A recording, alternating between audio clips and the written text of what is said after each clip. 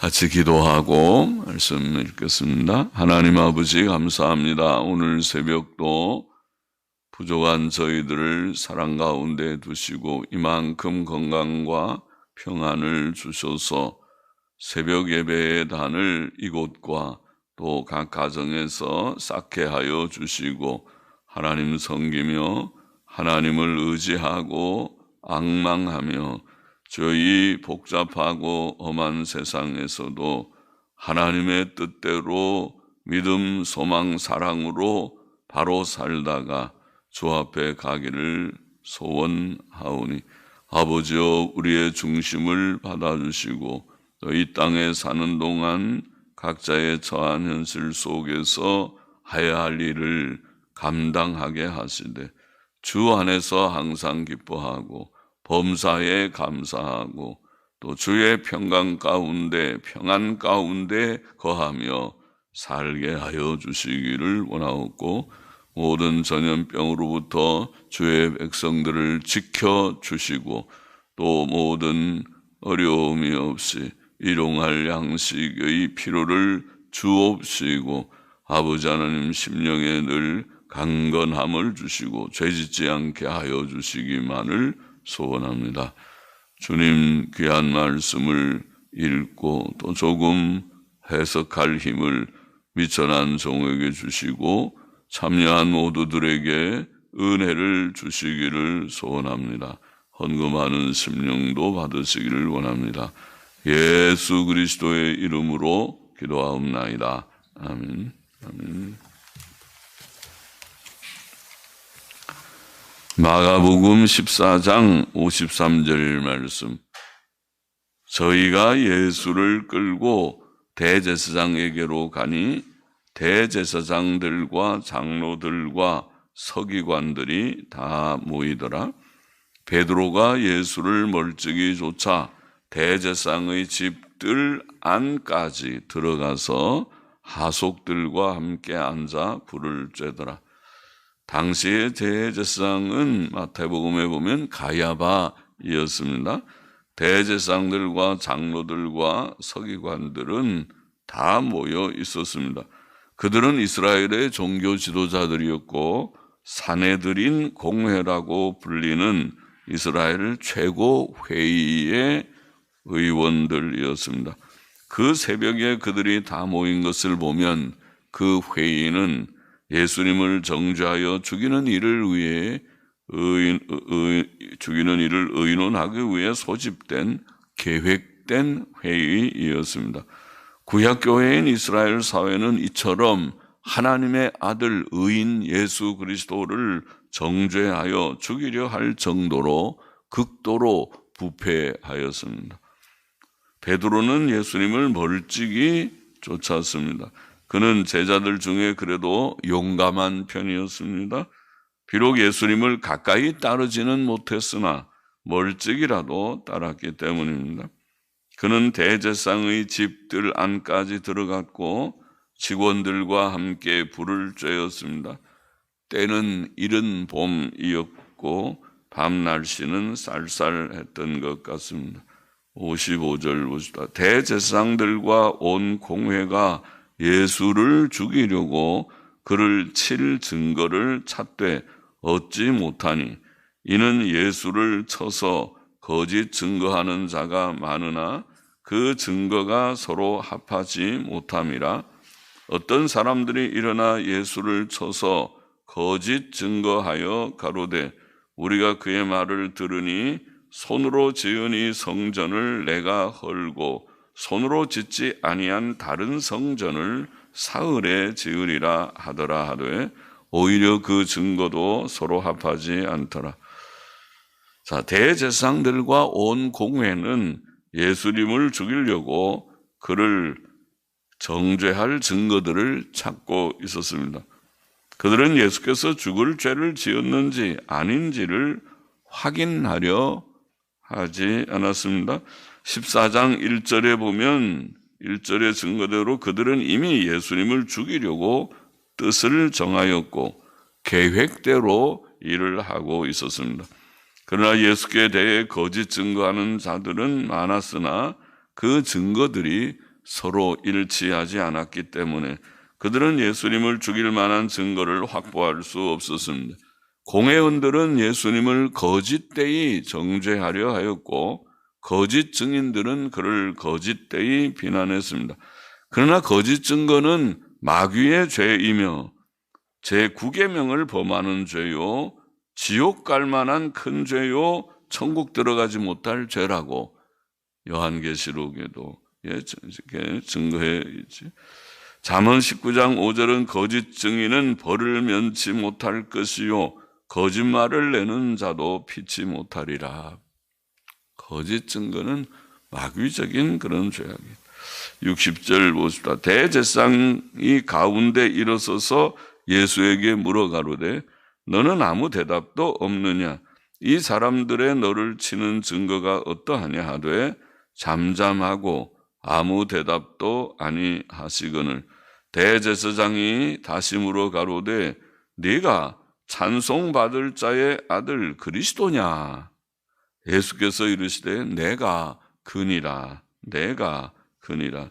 인자가 권능자의 우편에 앉은 것과 하늘 구름을 타고 오는 것을 너희가 보리라 하시니 예수께서는 유대인들의 공회 앞에서 자신의 신분에 관한 질문에 대해서 분명하게 대답하셨습니다. 그는 그 질문에 대하여 잠잠하실 수 없었습니다. 그 질문은 예수님의 신분에 대해 묻는 중요한 질문이었기 때문입니다. 그의 대답은 꼭 필요한 때에 말씀하셔야 했던 중요한 것이었습니다. 예수께서는 유대인들뿐 아니라 또한 온 세상 사람들을 향해 자신이 찬송받으실 하나님의 아들 그리스도라고 증거하신 것입니다. 너희는 인자가 권능자의 오른편에 앉은 것과 하늘 구름을 타고 오는 것을 보리라는 말씀은 구약 성경에 예언된 메시아에 대한 말씀과 일치합니다. 시편 110편 1절에 보면 여호와께서 내 주에게 말씀하시기를 내가 내 원수로 내 발등상 되게 하기까지 너는 내 우편에 앉으라 하셨도다. 그래서 예수님은 메시아께서는 하나님의 우편에 오른편에 앉으시는 것이다. 다니엘 7장 13절에 보면 또 내가 또 밤 이상 중에 보았는데 인자 같은 이가 메시아를 인자 같은 이라고 표현하고 인자 같은 이가 하늘 구름을 타고 와서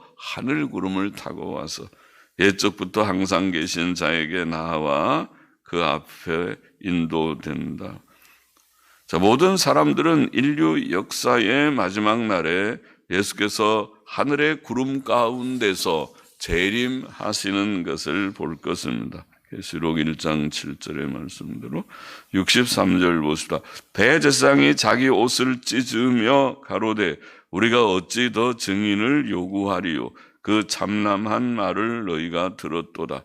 너희는 어떻게 생각하느뇨? 하니 저희가 다 예수를 사형에 해당한 자로 정죄하고 예수님의 증언을 들은 대제사장은 자기의 옷을 찢으며 그 증언이 참남하다고 말하면서 그것이 그를 죽이기에 충분한 증거라고 간주하였고 공회원들도 예수님을 사형에 해당한 자로 정죄했습니다. 누가복음에 보면 공회원이었던 아리마대 요셉은 그들의 결의에 반대하였습니다. 예수께서 자신이 하나님의 아들 그리스도라고 증거하셨기 때문에 그들의 예수님을 사형에 해당한 자로 정죄한 것은 이성적으로 정당한 판단이 아닙니다.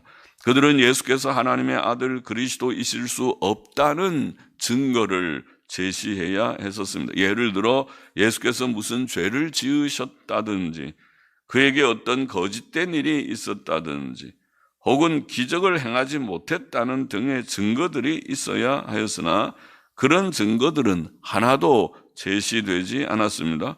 오히려 본장 55절은 그들이 예수를 죽이려고 그를 칠 증거를 찾되 얻지 못하였다고 말합니다.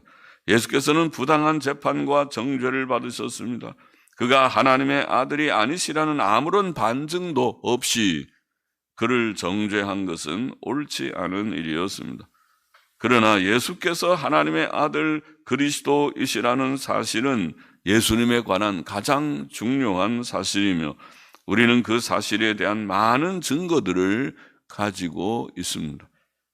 우선 주님 자신의 분명한 증언이 있습니다. 주께서는 자신의 신분에 대해 분명하게 공회 앞에서 증거하셨습니다.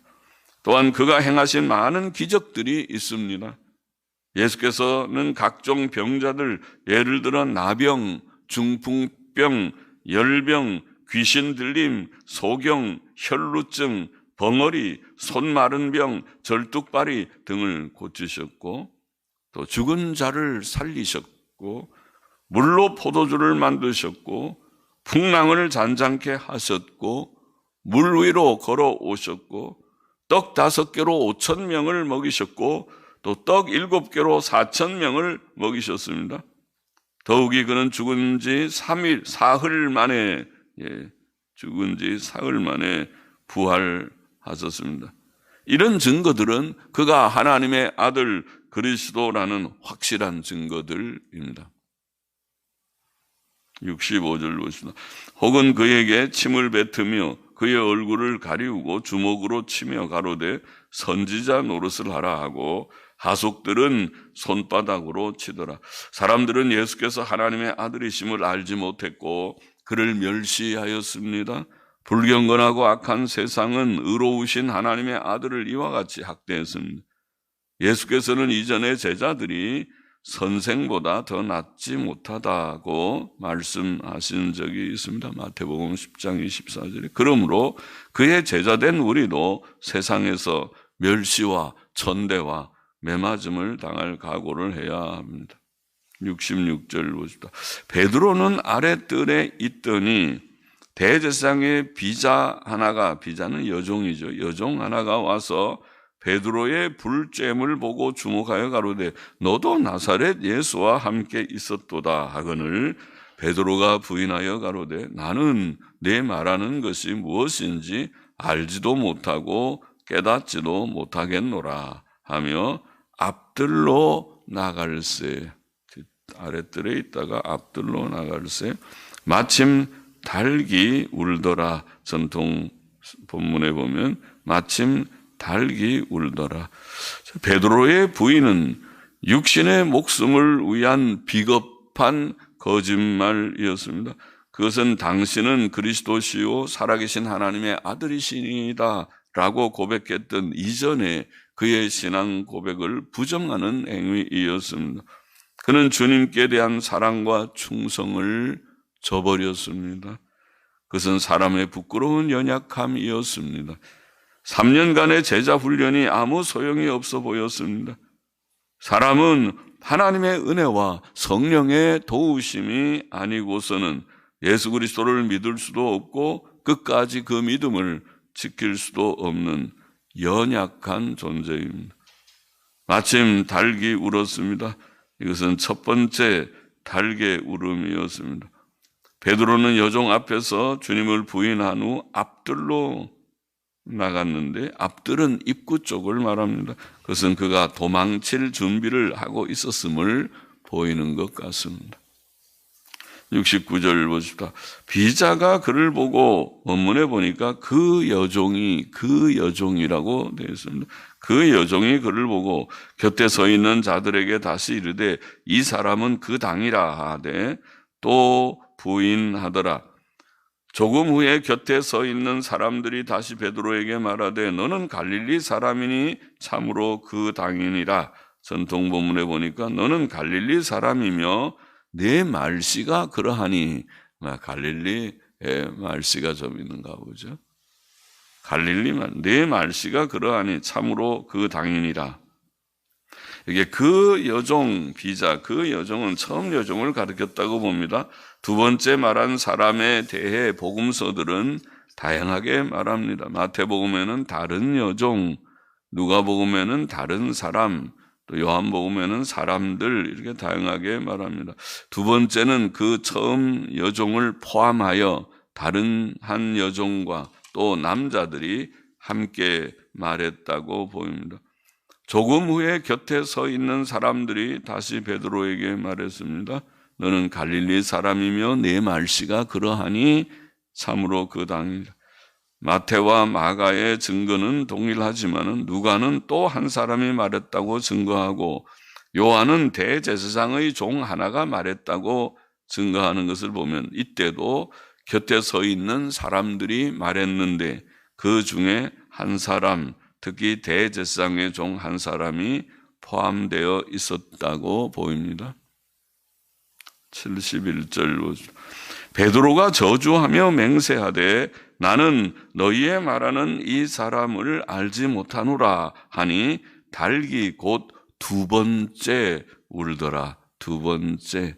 그러니까 앞에 첫 번째 운 것이 맞지요? 전통 본문. 두 번째 울더라. 이에 베드로가 예수께서 자기에게 하신 말씀 곧 달기 두 번 울기 전에 네가 세 번 나를 부인하리라 하심이 기억되어 생각하고 울었더라. 베드로는 세 번째 저주하며 맹세하였다고 되어 있습니다. 그는 자신이 거짓말을 하면 하나님 앞에 저주를 받을 것이라고 말하면서 예수님을 알지 못한다고 했다는 뜻이겠죠. 그는 참으로 철저한 부인, 철저한 비겁과 불신실, 그것은 그런 불신실이었습니다. 그것은 분명히 큰 죄이었습니다.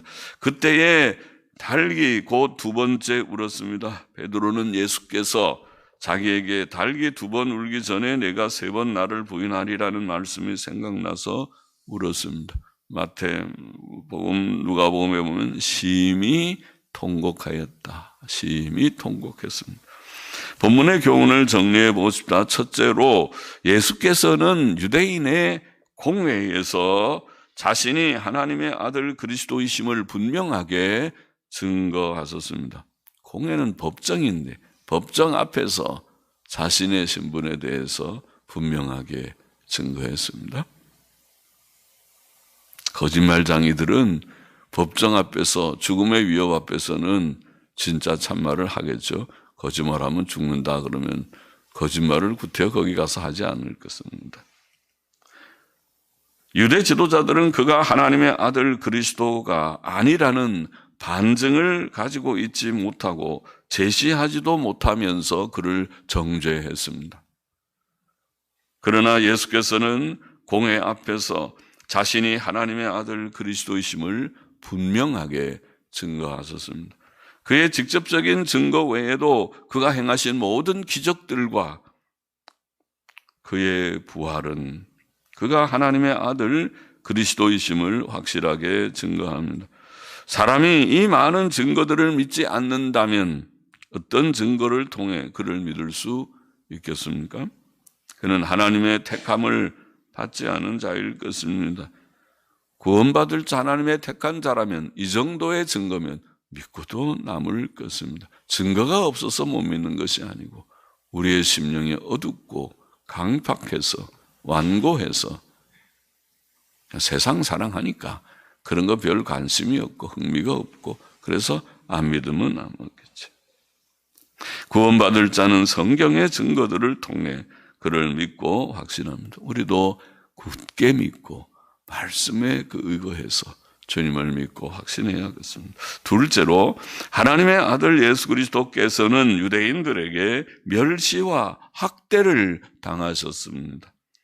유대인 공회원들은 예수님을 죽이기로 결정해 놓은 상태에서 그를 부당하게 신문하고 아무런 정당한 증거들도 없이 그를 사형에 해당한다고 정죄했습니다. 하나님의 아들이 와서 내가 하나님의 아들이다. 그리스도께서 내가 그리스도다. 그렇게 말씀을 하시면 그게 아니라는 것을 증명하든지 그래야 할 것이 아닙니까? 그 말 했다고 그를 정죄하는 것이 정당한 것입니까? 사람들은 그에게 침을 뱉으며 그의 얼굴을 가리우고 주먹으로 또 손바닥으로 치며 선지자 노릇을 하라고 말하였습니다. 예수 그리스도를 따르는 길은 고난과 핍박의 길이다. 주의 말씀대로. 주의 가신 그 길대로 우리는 그의 이름을 위해 고난과 핍박을 각오해야 합니다. 마귀와 악령들은 이 세상에서 활동하고 있고 멸망으로 인도하는 길은 넓고 많은 사람들이 그 길로 가고 있고 기독교를 반대하는 세력도 적지 않습니다. 예수께서 세상에서 고난을 받으셨다면 우리도 그러할 것입니다. 사도 바울은 무릇 그리스도 예수 안에서 경건하게 살고자 하는 자는 핍박을 받으리라. 그렇죠? 지금 이 시대는 그런 것이 좀 적다고 보일지 몰라도 언제 시대가 바뀌어서 바로 저 북녘 땅에는 고난을 받고 있고 중국만 가도 고난을 받고 있으니까 중국에도 신앙의 자유가 없습니다. 예. 그러니까 우리는 그래도 이 신앙의 자유가 있는 자유 대한민국에서 살고 있는 것을 감사해야지. 이 땅이 공산화되면 우리도 똑같이 그때부터 핍박이 시작될 줄 알아야 될 것입니다. 예. 우리는 우리에게 닥친 고난을 이상히 여기지 말고 자신을 살펴 회개할 것이 있으면 회개하면서 그 고난을 참고 견뎌야 할 것이다. 예수님 믿고 따르는 길은 고난도 받는 길이다. 그것을 알고 각오해야 될 것이다. 셋째로 사도 베드로는 그날 밤 한 여종과 사람들 앞에서 예수 그리스도를 모른다고 부인하였다. 오늘 읽은 말씀에 그가 예수님을 3번이나 부인하며 그것도 저주하며 맹세하면서 부인한 것은 큰 죄이며 참으로 비겁하고 부끄러운 일입니다. 가장 12제자 중에 대표였는데 씩씩하고 용감한 신앙 고백도 매일 먼저 했던 베드로인데 이렇게 대표적으로 주님을 부정하다니 아이고 부끄럽다. 그러나 그것이 연약한 인간이다. 우리는 결코 그렇게 되지 않기를 원합니다. 어떻게 하면 예수님을 부인하지 않고 끝까지 주를 따를 수 있을까? 그것이 사도행전이 우리에게 그 답을 보이는 것이라고 봅니다. 사도행전에 보면 제자들은 성령의 충만함을 받음으로 충성되고 능력 있는 증인들이 되었습니다. 사도행전 4장과 5장에 보면 그들은 핍박 속에서도 두려워하지 않고 담대히 주를 증거했죠. 이제 좀 됐구나. 이제는 겁쟁이가 아니라 죽음의 위협이 있어도 가는구나. 그것은 그들은 그 자신으로는 연약한 인생이고 다 부족해서 죽음을 겁내고 누가 우리를 위협하면 두려워 떨고 조그만 싫은 얘기만 하면 가슴이 벌렁벌렁 뛰고 나이 들면 더 그렇게 되죠. 사람이 다 그런 것 같아요. 젊을 때는 그래도 조금 용감한 것이 조금은 있어도 나이가 들면 나이 든 노인들을 보면은 누가 젊은이들이 자녀들이 막 좀 위협적이게 막 다그치고 그러면 다그치고 막 그러면은 막 그 가슴이 벌벌 뛰는지 두려워 떠는 걸 봤어요. 전에 우리 신전사님 얘기 자꾸 해서 미안하지만 신전사님 무슨 일 때문에 병원에 방문했을 때 한절부절 좀 벌벌 좀 막 떠는 그런 것을 아이고 이 나쁜 사람이 와서 또 막 위협을 했구나. 사람이 다 연약하지요.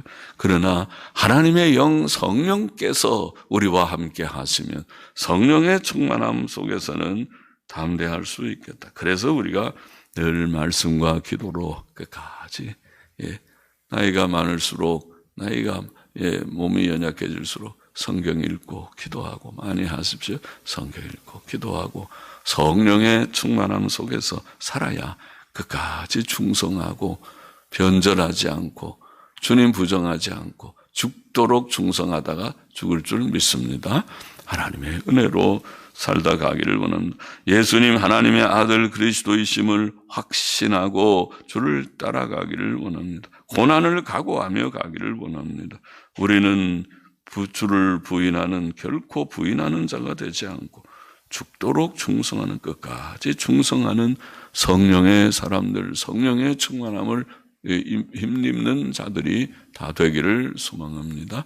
기도하십시다. 하나님 아버지, 예수님 믿게 하신 것 감사합니다. 말씀을 통해서 충만한 증거를 주님이여 보게 하시고 알게 하시고 그것에 근거하여 주님을 믿고 따라가게 하시니 할렐루야 감사합니다.